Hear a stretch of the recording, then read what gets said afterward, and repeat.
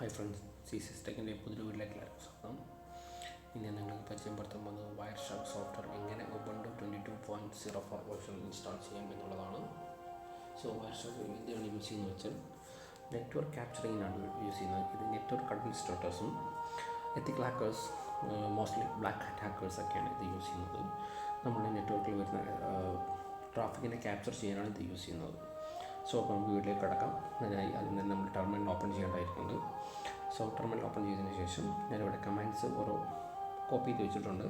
അത് ഓരോന്നോരോന്നായി കോപ്പി ചെയ്ത് പേസ്റ്റ് ചെയ്ത് ചെയ്യാവുന്നതാണ്. ഞാൻ കമാൻഡ്സ് വീഡിയോയുടെ ലിങ്കിൽ ഡിസ്ക്രിപ്ഷനിൽ കൊടുക്കുന്നതാണ്. സോ അതിന് നമുക്കൊരു കോമൺ സോഫ്റ്റ്വെയർ ആണ് ഇൻസ്റ്റാൾ ചെയ്യാനുള്ളത്. ഇതിൻ്റെ ഒരു പ്രോപ്പർട്ടീസ് സോഫ്റ്റ്വെയർ ആണ്. അപ്പോൾ അത് കോപ്പി ചെയ്ത് പേസ്റ്റ് ചെയ്യാം. ഓക്കെ, പേസ്റ്റിങ്ങിൽ എന്തോ ഒരു എററുണ്ട്. ഒരു മിനിറ്റ്, നമ്മുടെ കമാൻഡ്സ് പേസ്റ്റ് ആവുന്നില്ല. ഒരു മിനിറ്റ് ചെക്ക് ചെയ്തിരുന്നത്.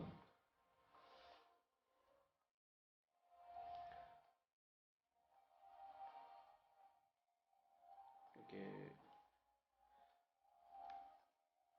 നമ്മളെ സോഫ്റ്റ്വെയർ കമാൻഡ് കോപ്പി ചെയ്യുക. ഇതൊരു കോമൺ സോഫ്റ്റ്വെയർ ആണ്. ഇത് ഇൻസ്റ്റാൾ ചെയ്ത് ഇത് ആദ്യം ഇൻസ്റ്റാൾ ചെയ്യുക. സോ നമ്മളെ പാസ്വേഡ് റൂട്ട് പാസ്വേഡ് ചോദിക്കും. പാസ്വേഡ് എൻ്റർ ചെയ്യുക.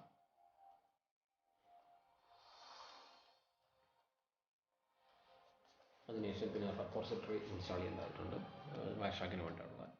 സോ ആ കമാൻഡ് കോപ്പി ചെയ്ത് പേസ്റ്റ് ചെയ്യുക.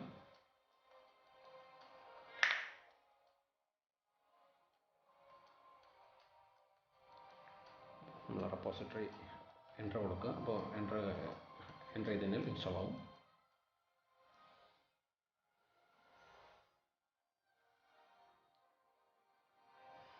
നമ്മൾ എപ്പോൾ റെപ്പോസിറ്ററി ആഡ് ആയിട്ടുണ്ട്, ഇന്ന് Ubuntu ഒന്ന് അപ്ഡേറ്റ് ചെയ്യാം. പാക്കേജസ് ആണ് അപ്ഡേറ്റ് ചെയ്യുന്നത്. അതിന് കമാൻഡ് യൂസ് ചെയ്യാവുന്നതാണ്.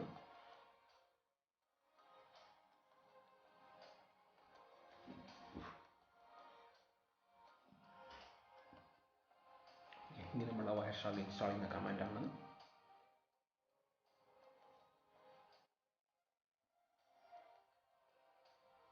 സോ എസ് കൊടുക്കുക.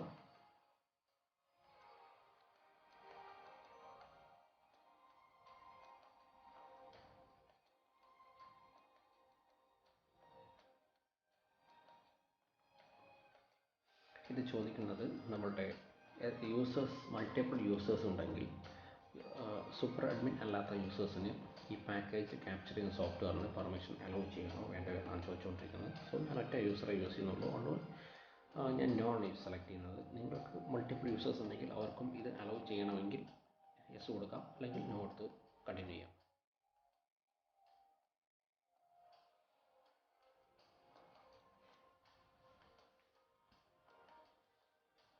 ഓക്കെ, ഇപ്പോൾ നമ്മൾ wiresharkൻ്റെ ഇൻസ്റ്റാളേഷൻ കംപ്ലീറ്റ് ആയിട്ടുണ്ട്.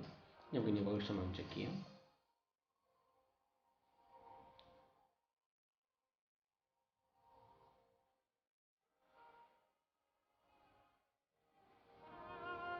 ഓക്കെ, ഇതിൻ്റെ വേർഷൻ മുകളിൽ കാണാൻ പറ്റും. 3.6.7 ആണ് നമ്മുടെ wireshark വേർഷൻ. സോ ഇനി wireshark ഓപ്പൺ ചെയ്യാൻ വേണ്ടിയിട്ട് ഈ കമാൻഡ് എൻ്റർ ചെയ്യാവുന്നതാണ്. sudo wireshark and space and command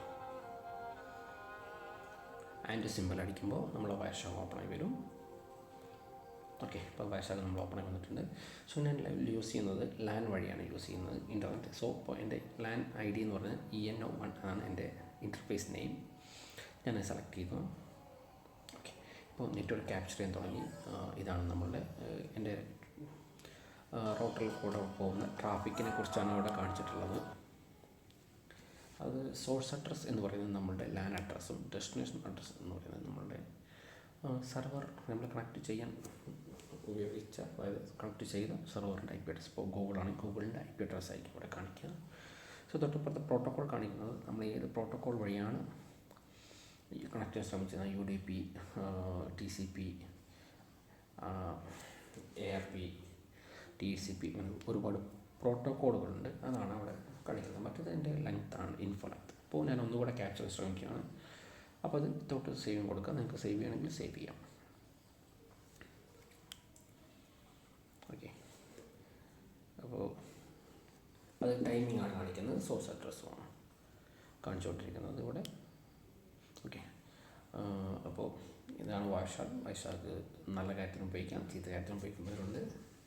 അപ്പോൾ നിങ്ങൾക്ക് എൻ്റെ വീഡിയോ ഇഷ്ടമായെങ്കിൽ ലൈക്ക് ചെയ്യുക, ഷെയർ ചെയ്യുക, സബ്സ്ക്രൈബ് ചെയ്യുക. Thanks for watching my video.